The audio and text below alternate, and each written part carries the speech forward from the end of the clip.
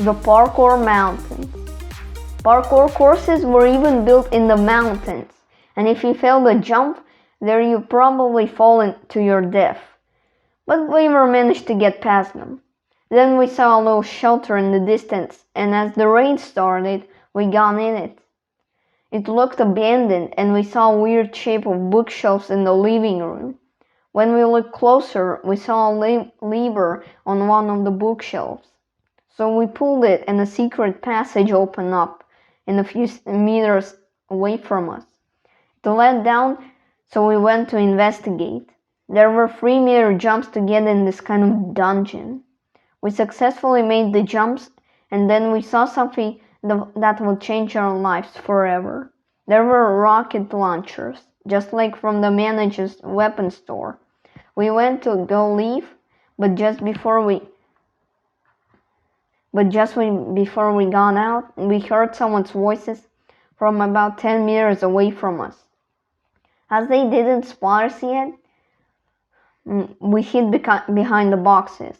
The people that we heard then went in here and got mad after they saw glass boxes from where we took those snipers. But then we saw a commander of that group. He was large and had insane muscles. "Where did the snipers go, you fools?" He shouted like mad. Then he hit one of the snipers and he flew all the way at the other side of the dungeon.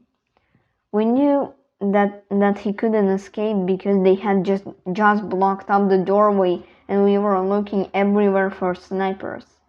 We needed to fight here and told the sniper that took us here that he needed to get to the roof and waited for me out there. He agreed, so I tried to sneak past the gigantic commander and the snipers. My friendly sniper's name was John.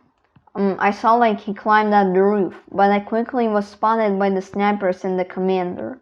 The snipers started shooting at me, but I had a weapon that was slightly stronger than their shotguns. I fired this rocket launcher, and it killed 10 snipers out of 20. It was really hard to fight because we were right at the parkour course, and we had to jump to not fail in really deep holes. The second attack hit 7 more snipers, but the rocket launcher needed to recharge a few more minutes after its powerful attack. 3 of the remaining snipers then split up, and now I needed to kill my biggest threat in my life.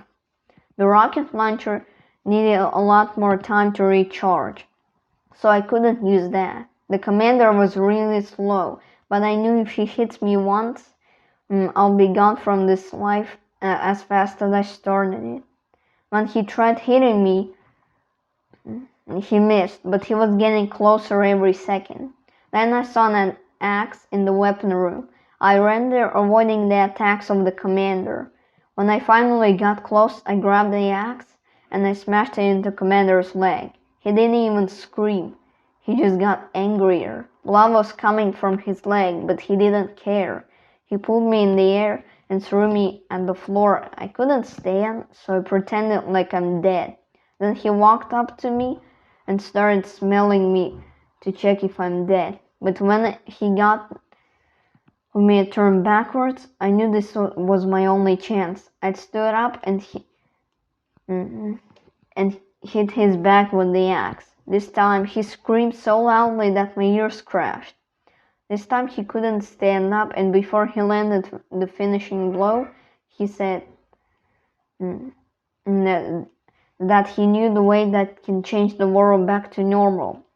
But before he said anything else, he got a knife out of his pocket and sliced his head.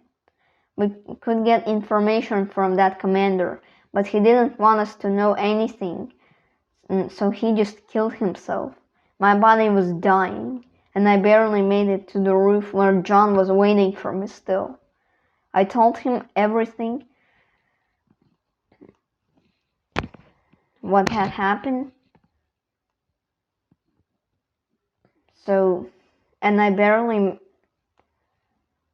I told him everything, and he said we will have to find another way to turn the world back to normal. the Parkour Halloween. So in this parkour world, every Halloween or Christmas is celebrated by more parkour.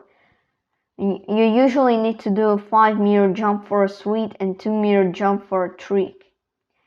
And this year's Halloween required me to do a 2-meter jump for a trick and a 6-meter jump for a sweet. When my neighbors with their children came to me and asked, "Trick or treat, Jack?" I just jumped for the sweet. Even though it's a 6-meter jump, I got a pocket full of candies. But continue to the main story.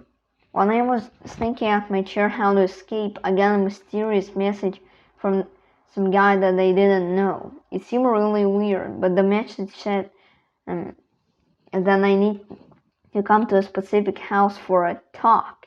It seemed dangerous and strange. I didn't even know this person, and why does he message me to come to his house? But at this point, I had nothing to lose. So I just went to his house and got ready.